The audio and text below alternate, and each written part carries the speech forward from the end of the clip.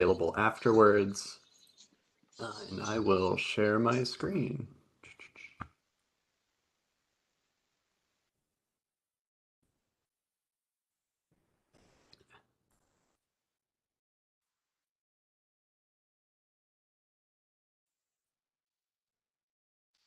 So we've got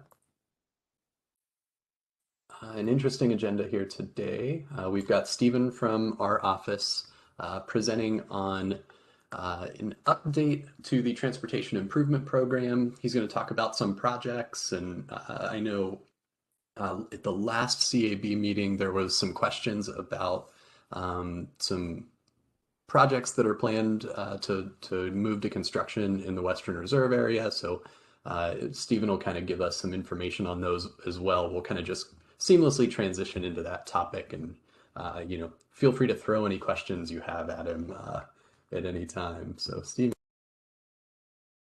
Yeah, thanks. And like Justin said, if there's something you guys would like me to clarify, talk a little bit more about, feel free to just interrupt, jump right in, and feel free to ask. So what I do at Eastgate, and one of our documents that we're required to do, we typically do it every other year, is our Transportation Improvement Program. If you see on our website here under the Transportation tab at the very bottom, this is the page that hosts everything for our Transportation Improvement Program. What this document does is majority of what it does is lists all of the projects that receive federal funding in our two-county area, Mahoning and Trumbull County.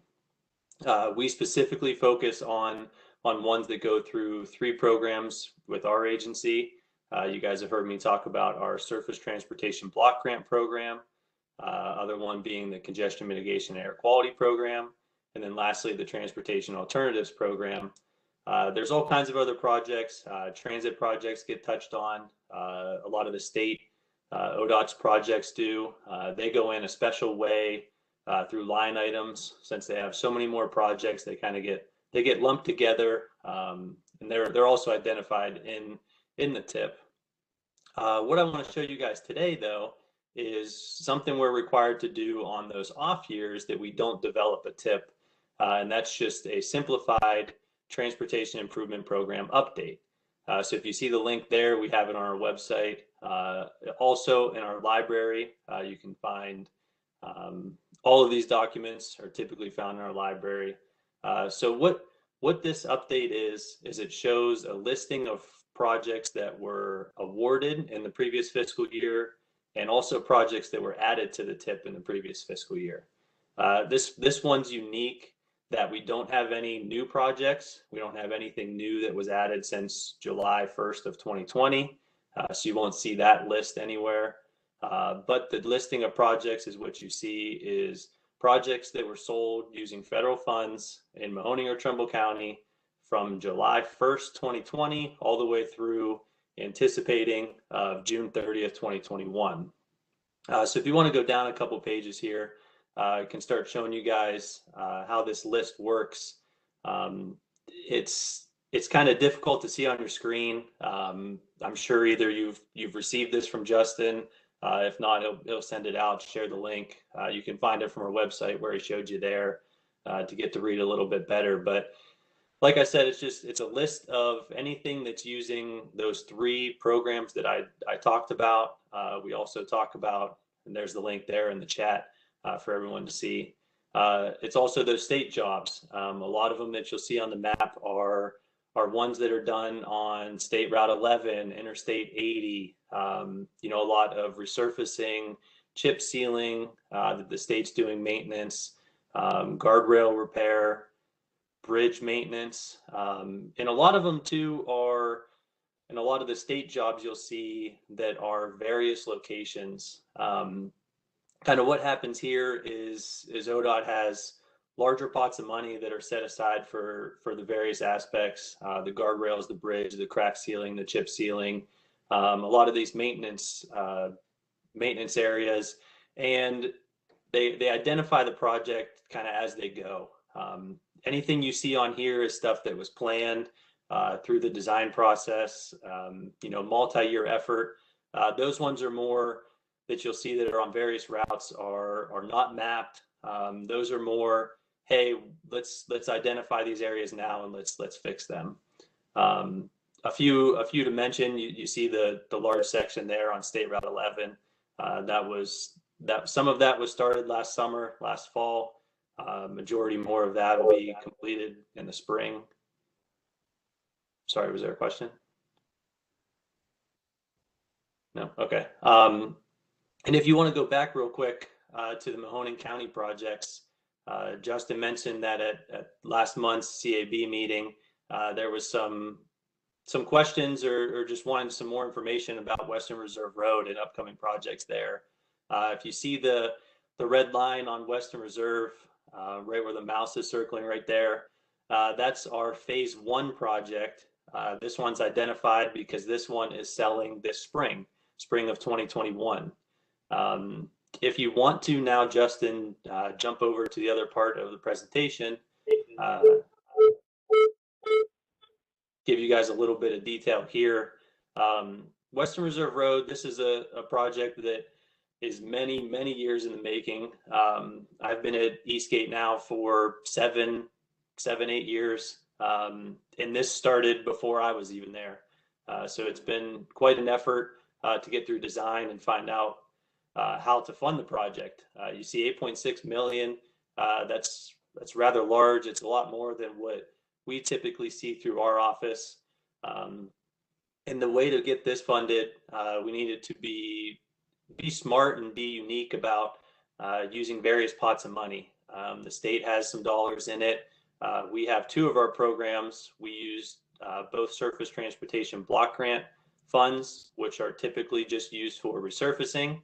And then we used our congestion mitigation and air quality funds, which is used specifically for reducing congestion, which is therefore reducing emissions into the air. So we were able to use those funds because it is a congested area, and it's mentioned as a widening. I don't want anybody to think that's overstated.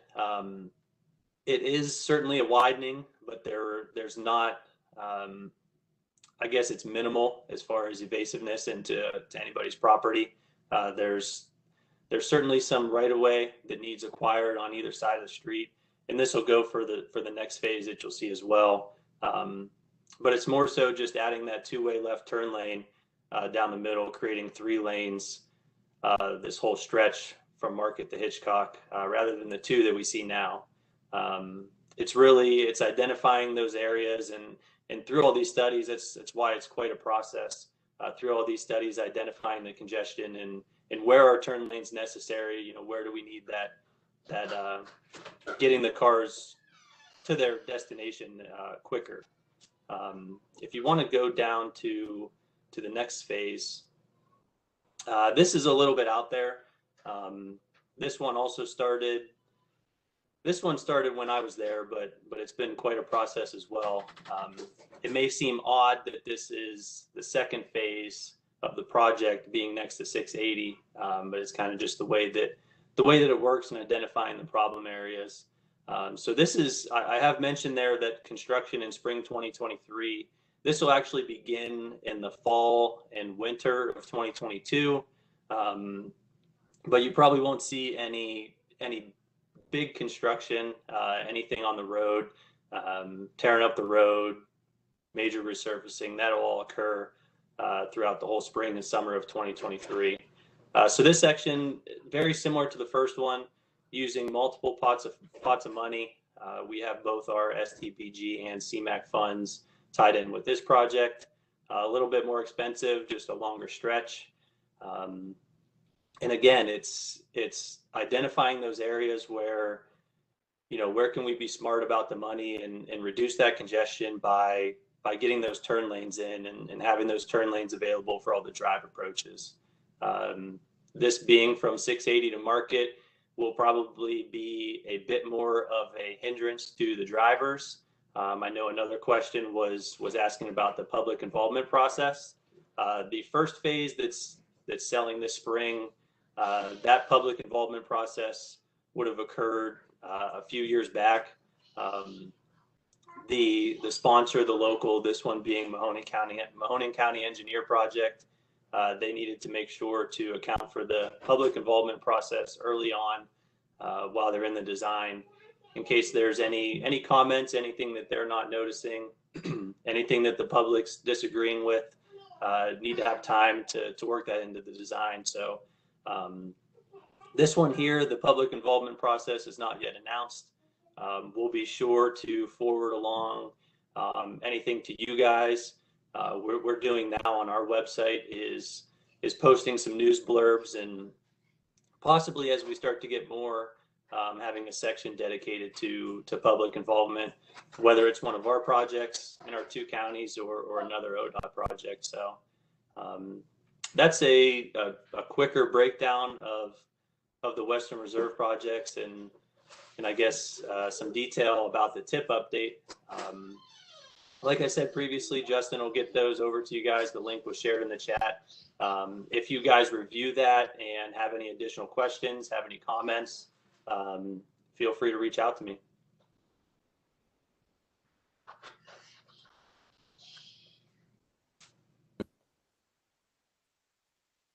Anyone have any thoughts, any questions initially for Stephen? Hi, this is Samantha Yanucci. I do have a question, Stephen.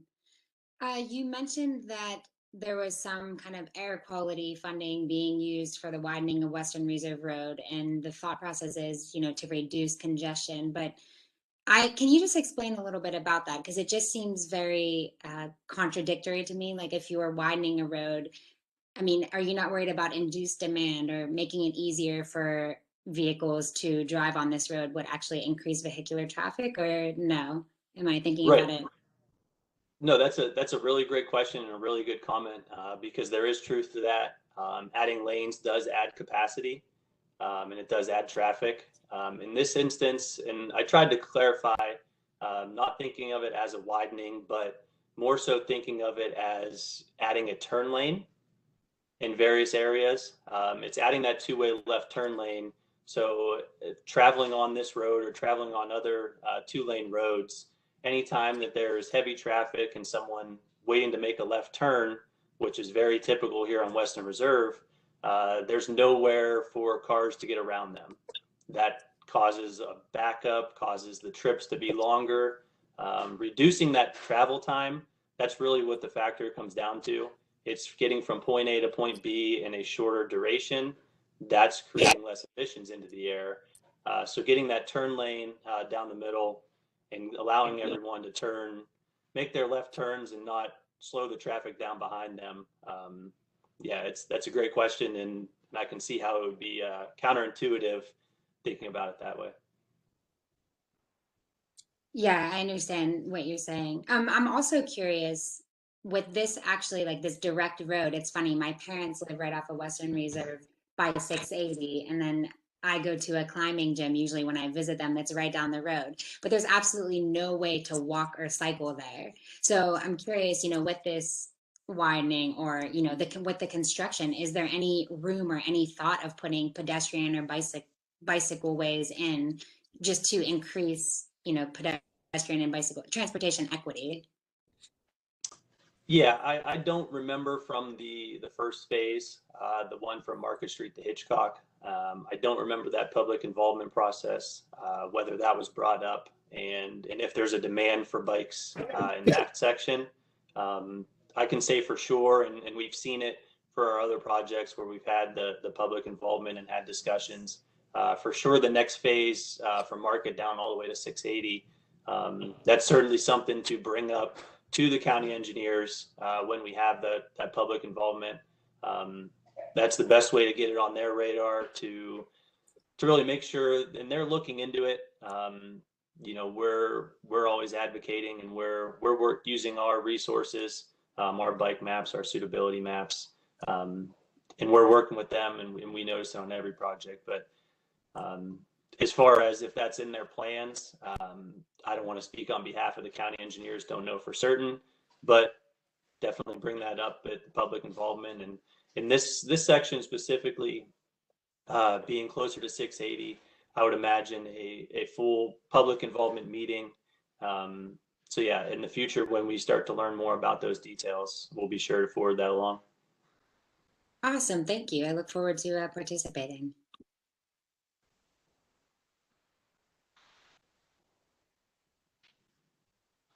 So Stephen, I actually had a question for you. Back when you were talking about the tip update, I'll bring it up here. You use this term sold. Are you able to define that? So sold and awarded are the two big words. Specifically to me, I look more towards awarded. This was just a little bit of a typo, I would say. Luke, our employee who put these maps together for me, I didn't want to correct him and change the sold to awarded.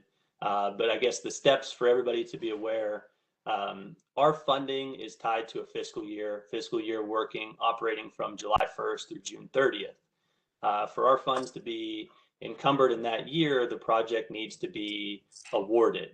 What happens then is first the project goes up for bid. Any contractors have a certain set of time, 2, 4, 6, 8 weeks to put a bid package together. The local will open that bid package and award the project. Award is typically the time that matters. Sold is then just the specific date a few weeks after where all of the contracts are signed and accounted for, and sold is then when construction would be allowed to begin. Cool, thank you. Sometimes I think, we use terminology and it's nice to just kind of lay it out there. Yeah, absolutely. Thanks for the question. Sorry, I have one more question just for clarity. It's Samantha again. So you were saying that the public engagement process, it hasn't happened yet, but I'm just curious, like, it seems like the plan is already solidified, or is that not correct? Like the budget and everything has been developed. So is there any room? Like, I'm just curious about the process, So has the plan already been made and then the comments could come in and then change the plan, or? So the plans and the estimate, the project cost you see on the screen there, those are all very preliminary. We just need that, and ODOT needs that to be able to program the project. We get our certain allocations of funds. We need to disperse those funds as accurately as possible to make sure we use all of our funds and have enough funds. So it's a very preliminary estimate based on previous projects, project lengths, very simplified.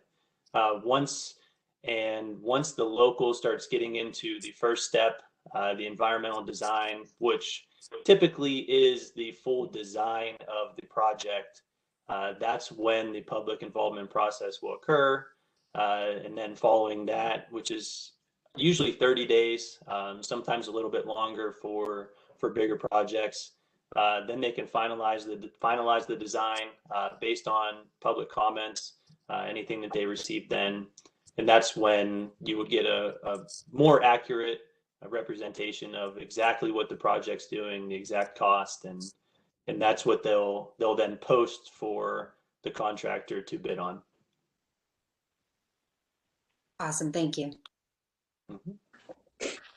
Hey, Justin, this is Ken. I'm going to jump in if I can, just to maybe ask or answer some questions Samantha had there. I think there's two parts we're dealing with: the Western Reserve from Market to Hitchcock. That project is much farther along, so all of the process has gone through as far as the public involvement meetings. The other section from 680 to Market, now that's that one's still early in the stage, so I'm sure we'll be seeing public involvement meetings for that one.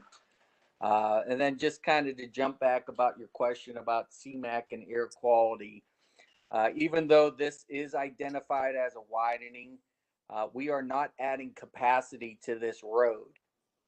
When you typically see a widening, you see it going from maybe 2 lanes to 3 lanes of actual travel where a car can navigate the entire corridor. In this section, we're just improving intersections along that.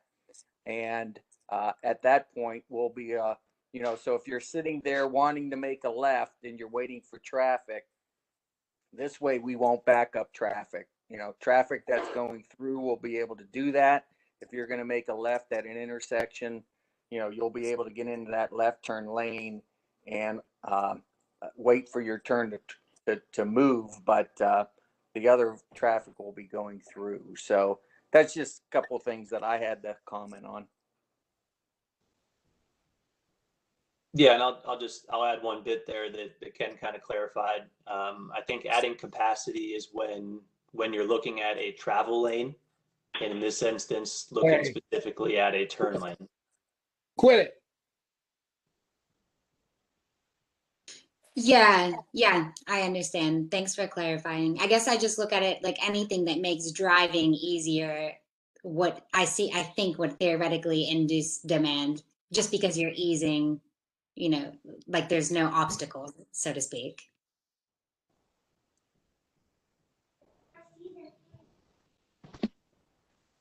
Hey guys, this is Jack.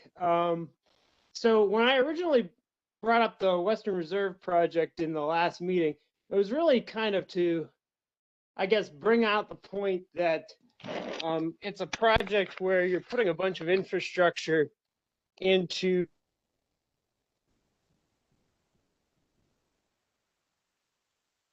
and when we're a county that's losing population, I feel like we should start prioritizing investment in areas that, are existing and already developed.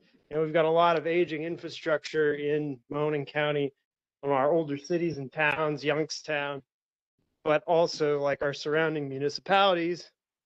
And I just feel like, this is an example of, and I totally understand the argument for it as far as like the air quality stuff goes.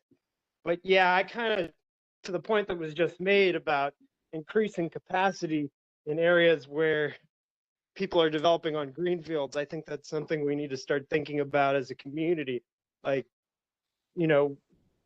working to reinvest in what we have as opposed to adding more capacity in areas where, if there really is a lot of growth or demand in that area, let private developers take on some of those infrastructure costs, if that makes sense. Yeah, I'll jump in, Jack. This is Ken again. Let's just be clear that we're not adding capacity to any of Western Reserve Road. All we're doing there is improving traffic flow. And then to your, to address the whole thing about maintenance, we definitely agree from an Eastgate standpoint that that's our number one priority. And I think Stephen will know better, but we produce a report, an obligation report. And I think this past year, Stephen, we had 80% of our funds were going towards maintenance versus capacity. So we agree. We continue to push for that. And we'll continue to push for that in the future. Yeah, Ken, to clarify on the obligation report, and I'll get it to Justin so he can share it with you guys as well. The most recent one, that's a document that we complete in the fall of each year. So our most recent one was for funds from July 1st, 2019 through July 30th, 2020. You'll see an updated one this September. The report indicated that there was approximately 67.9 million in federal funds over 45 transportation projects, and 77% of those dollars were to road operation and maintenance. There was only 3% that was to roadway capacity, just to share those numbers. That should be in our library, Justin, if you want to. Yep. Yeah, if you go down to the third page, where the chart is, yep. Just showing the comparison here, and like I said, this was from July of 2019 through June of 2020. So not the same as this tip update that's being provided, but it's typically falls in line with these percentages. Can you send that to us, Stephen? Yeah, absolutely. Yeah, I'll make sure that's in the follow-up email that I send out after the meeting so everybody can review these extra documents that we're kind of showing off here. And like I mentioned, this is something we do every year in August or September. Justin, is there a month that we don't have a CAB meeting? August. August is the month. Okay. Then plan on having me on for the September CAB meeting. We'll talk about the obligation report and go in a little bit of detail then.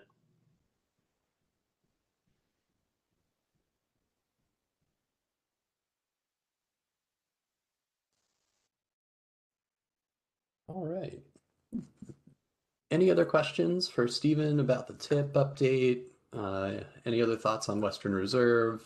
You know, what we've kind of touched on here with kind of how those funds are allocated.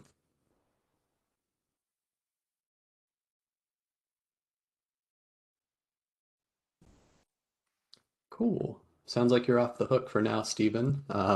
Like I said, I'll send out in the follow-up email to this meeting all of the links to these documents, so you can all review these and take a look at some of the stuff that Stephen puts together. And as always, if you have any questions that you think of later on, feel free to reach out to him. His email address is on this slide here. It's also on our website. We'd be happy to get an answer for any of those questions that you may think of. Stephen, just while we have you on, are there, and Justin, you could probably answer this too, are there any like meetings that are very specific to transportation projects? Because I obviously have like a million questions, but I don't want to overtake this meeting and spend any more time. But is there any other way that the community could be more engaged with the transportation projects and really just like voice our concerns and ask all of the questions? And or is the Citizens Advisory Board, is this pretty much it? So it's trying to think of exactly what you're looking for. As far as specific projects go, it's only the larger projects that we're going to have a specific meeting on those projects. Or if there's a change, any big changes, anything that's added is always going to be presented to you guys. So that's a time to discuss those. The program as a whole, we host a public involvement meeting when we develop our transportation improvement program every other year, which is in the spring. We would have had one about a year ago in March of 2020 was when we developed the previous one. And the next one would typically be in the spring of 2022, but the state is delaying the development of the TIP STIP.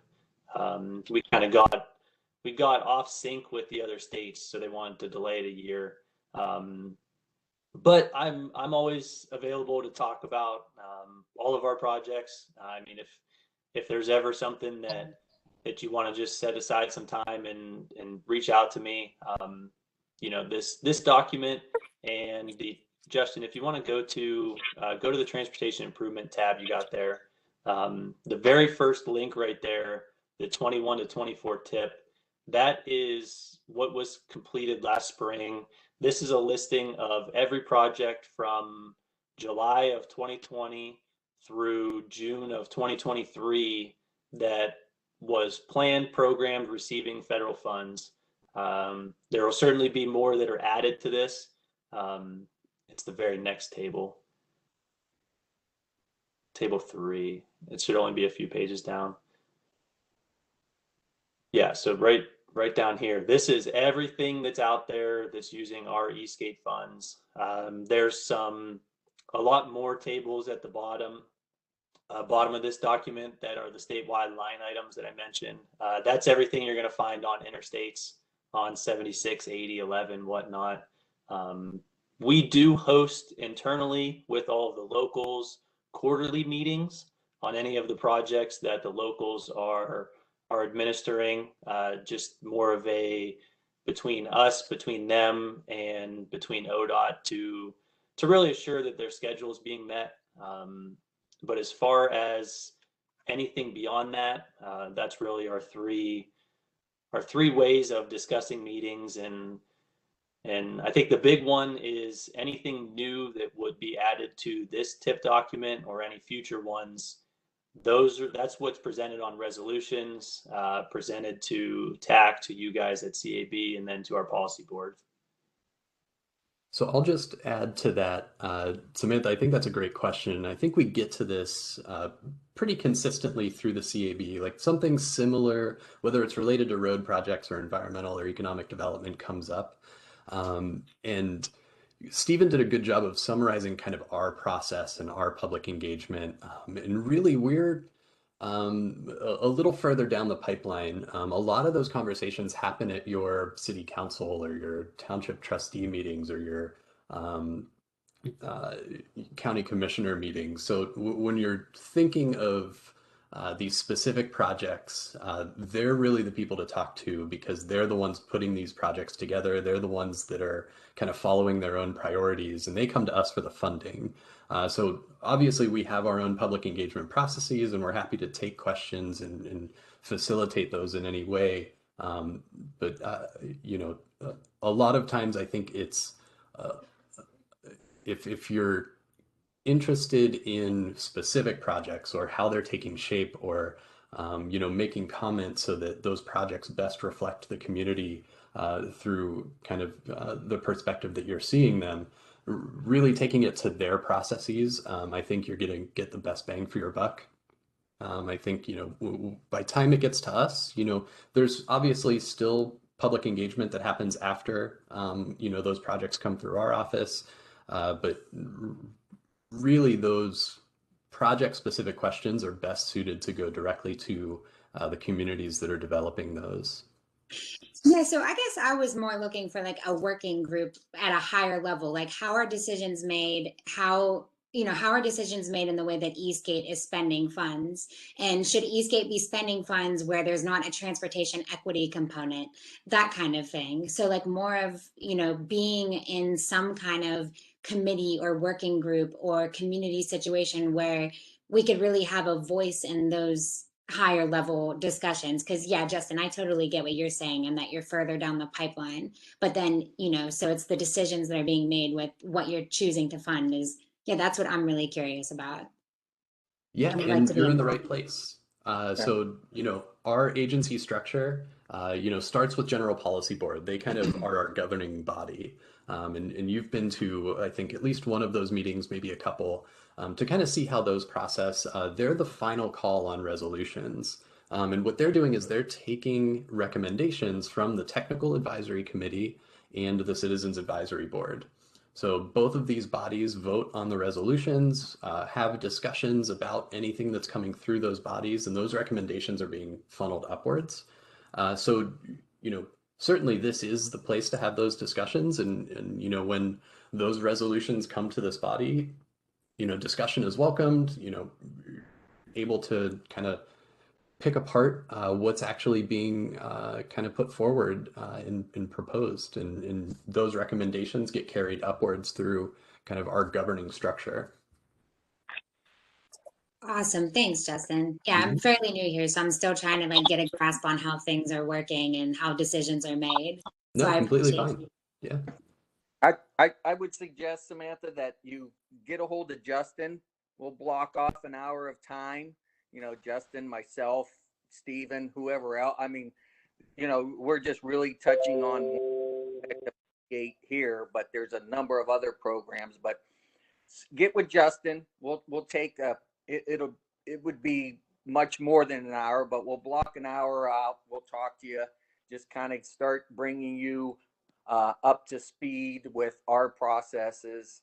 Um, and just to kind of summarize here, you know, keep in mind that as far as the projects and the funding goes, Eastgate is the program manager. You know, we can recommend what you should do with this money. And when I say you, that's your elected officials. You know, you didn't elect Ken Simpson or Steven Zubik to be the mayor of Hubbard. You elected the mayor yourselves, or the, you know, the mayor of Youngstown. Those are the ones, or your council, that make that decision.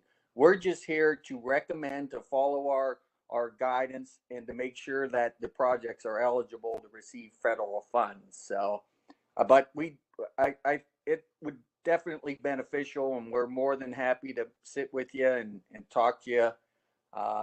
So I suggest reach out to Justin, and we'll set something up.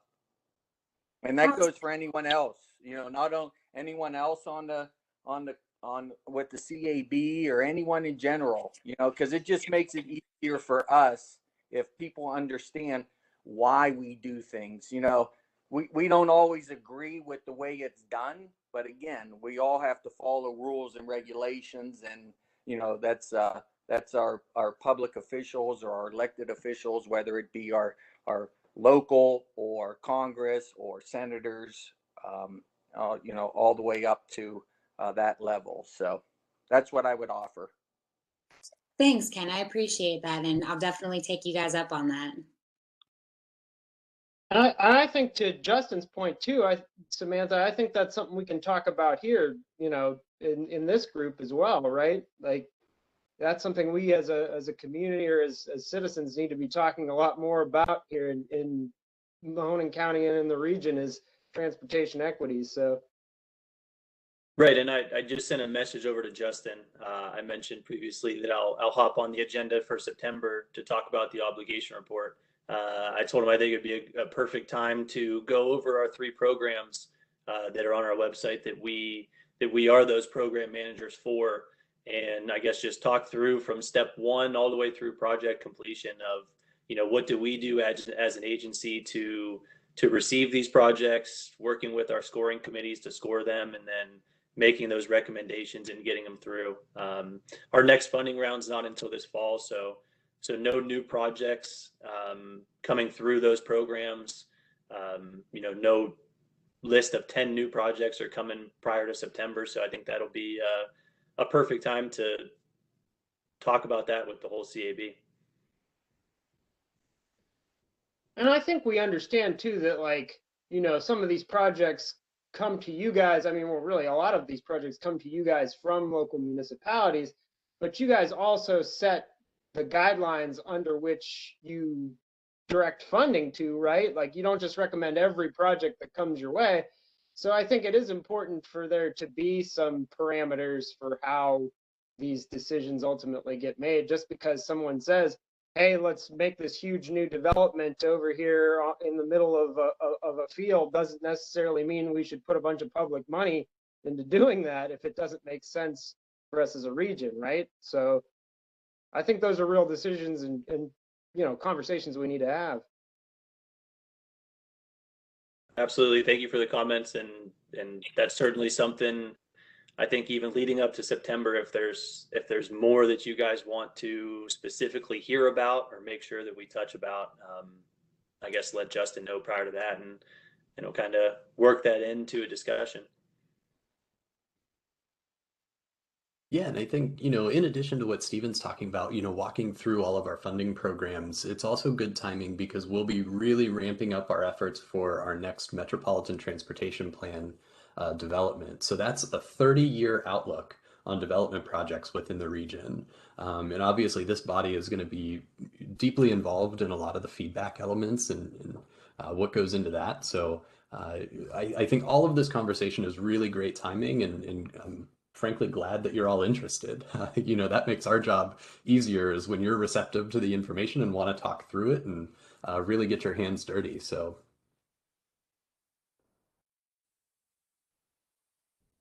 Thank you, guys. yeah, any lingering questions or thoughts for Stephen before we kind of continue on?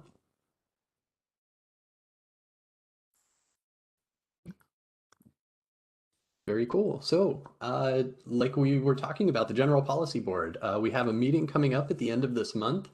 If I usually put together just a summary of what's happened for the last quarter for the CAB. It's a summary of topics that have been discussed, speakers that we've had in, and obviously kind of the results of the board's votes on the resolutions that have been brought before it. If you have suggestions for additional information to be included in that report, please let me know and I can work to get that in.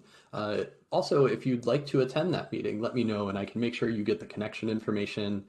This one, I believe, will still be a virtual setting, much like today. So I'll make sure you get that WebEx link and all of the necessary information to be able to sit in on that. Hey, Justin. Yeah. Is the next the General Policy Board meeting, is it going to be in person or are we still going to be doing the WebEx meeting? We will still be on WebEx. So it's taking place Monday, April 26th at 10 a.m. Yes. We are looking, Jim had mentioned at today's Technical Advisory Committee meeting that we're kind of eyeballing a June 1st kind of reopening of the office. So we've been remote for, since the middle of March last year. And we think, there's enough good news coming out. There's some light at the end of the tunnel that we're really eyeballing that June 1st date as a way to open up. I know a few people will make their way into the office now, but we really are closed to the public. Not certain that that's a hard, grand opening. We're opening our doors that day, but just kind of like a tentative to give you all kind of an idea of the way things are progressing. And we'll obviously have more detailed information regarding when we'll start having in-person meetings again as we get closer to those days and we get more information and get more comfortable with that. So just kind of like a little teaser that middle of the year seems to be when we'll be returning back to potentially some in-person formats for some of these meetings. So just to kind of look forward to that. Thanks, Justin. I appreciate it. So next up, we've got resolutions. We've got two of them that I will send out to the board. They were included with the most recent agenda that I sent out, the full text of them to go through them. This first resolution is approving the slate of planning grant recommendations.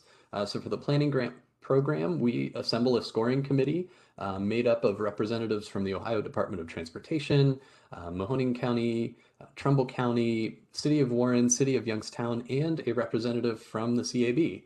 So this year it was Michael Harvey. He did an excellent job and was well represented the CAB on that committee. And they had a tough task ahead of them this year. We had our most request as far as dollar amount this program year. All of the projects that came through were really high quality. So they had a lot of tough conversation and tough work ahead of them, but they came together with a recommendation, and that information is detailed in that full resolution that was sent out with the agenda. And then the second resolution is approving our fiscal year 2022 planning work program. So this is something that Ken works with us on the transportation side to put together. This outlines what we do for the next year. So our fiscal year starts July 1st. So everything in this document is all of the products that we have to create by the end of the next fiscal year. So it details all of the work that we do kind of grouped by topic. And this is on our website. I will also send out a link to this along with the resolution in the follow-up email to this meeting. Again, this was included in the resolution or in the agenda, and then I'll send this out to the board members to vote on. At this point, are there any kind of questions or thoughts on either of these resolutions before we move forward?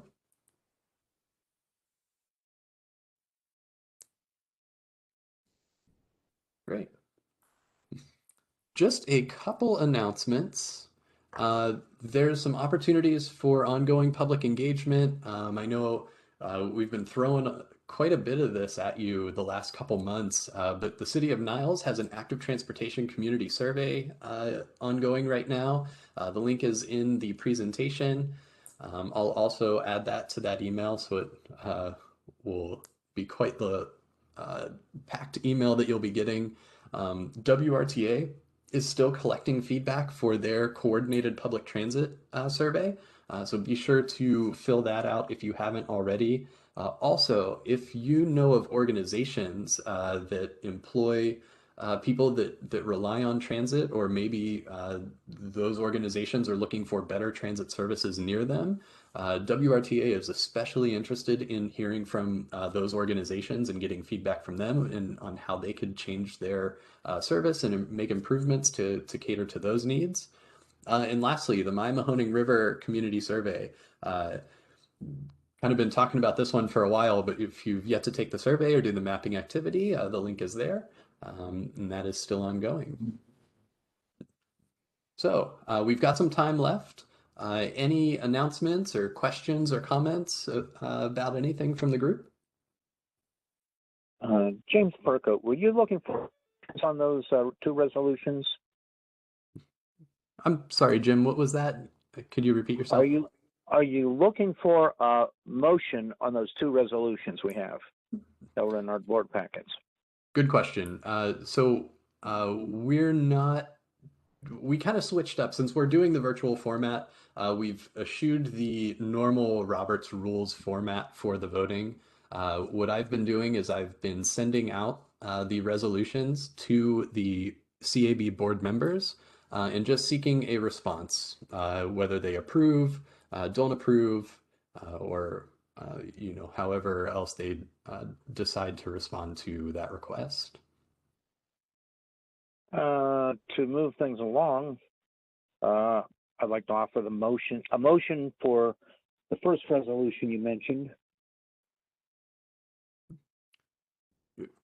Sure. We've kind of like set that on hold, so no motion necessary. It's strictly kind of just an approve or not approve by email after the meeting.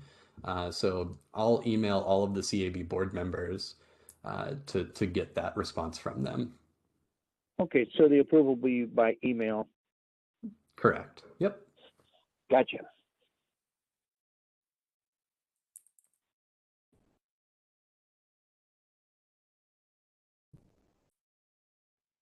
All right. Not hearing any announcements, questions, comments. We will wrap for today. So thank you all for joining us. We had great attendance. LK, I do see your message in the chat. I'll shoot you an email after the meeting. So thank you for that. And the next meeting is going to take place Thursday, May 6th, 2021. Expect that to still be virtual through WebEx, and look for that information in your email. So thank you, everyone. One last question.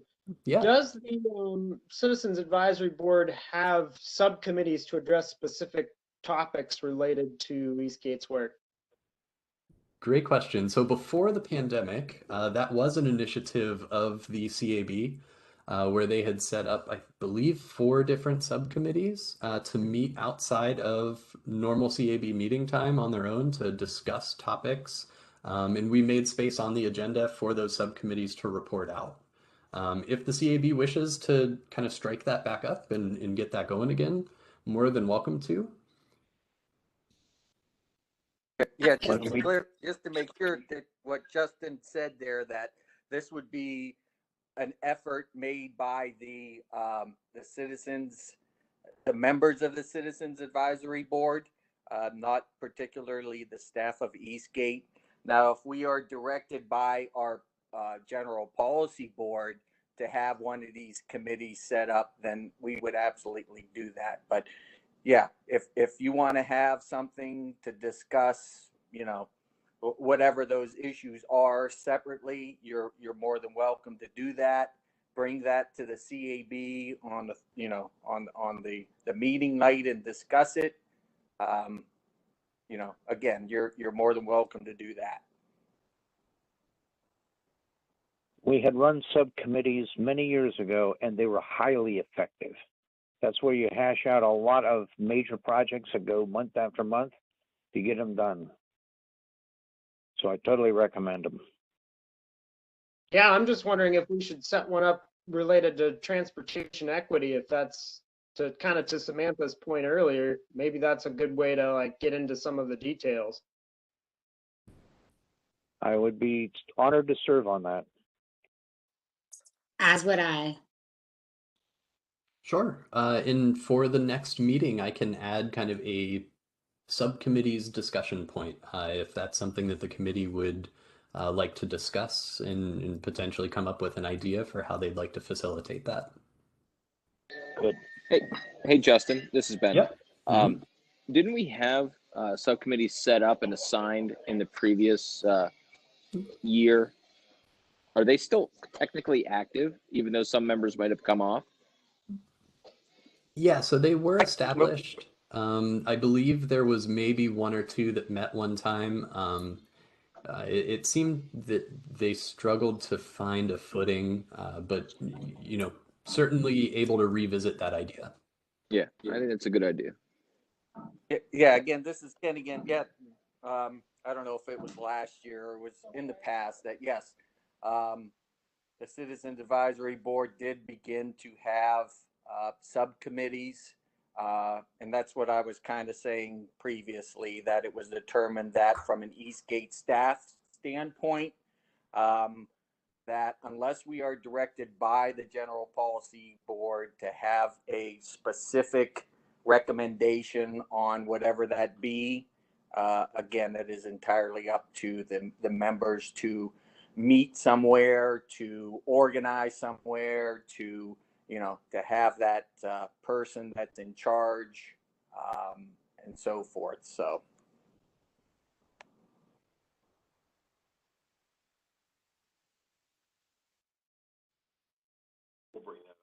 All right.